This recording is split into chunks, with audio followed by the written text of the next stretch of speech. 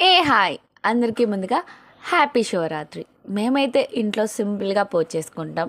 ఎక్కువగా హడావిడి అయితే ఏముండదు. ఎవ్రీ ఇయర్ ఇలాగే సింపుల్గా సెలబ్రేట్ చేసుకుంటాం. అన్ని పనులు నేను చేసిన పూజ మాత్రం మా ఆయన చేతిలో చేపించుకుంటా. ఎందుకో నాకు బాగా అనిపించింది. చూపిస్తారండి.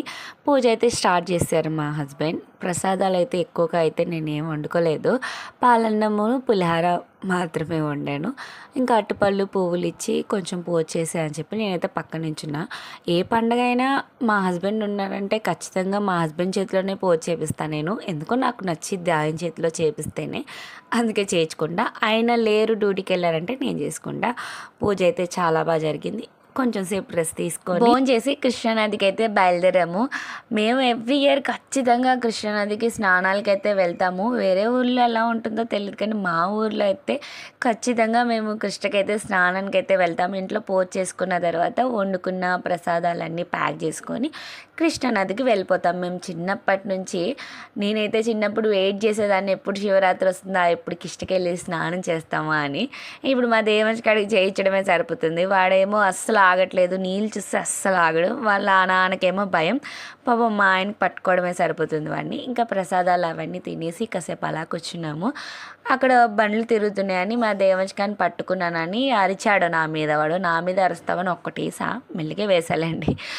చిన్న దెబ్బకి వాడు బొంగు మూత పెట్టుకొని కూర్చున్నాడు. ఇంకా వాడి బతిలాడుకొని లేదులే నాన్న, అది నాన్న, ఇది నాన్న అంటే కానీ వాడు రాలేదు నా దగ్గరికి. ఇప్పుడే వీడి కళ్ళకు కూడా వచ్చిందా, నేనైతే వీడియో తీసుకున్నాను, గుర్తుండిద్ది కదా. ఏంట్రా వీడు ఇంత పెద్దోడైపోతున్నాడో చూస్తుండగానే అనిపించింది నాకు.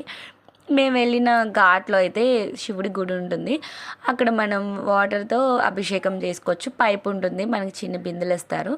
అభిషేకం అదంతా చేసిన తర్వాత శివాలయానికి వెళ్ళిపోతున్నాము. వెళ్ళేదారిలో మా దుర్గమ్మ గుడి కనిపించింది.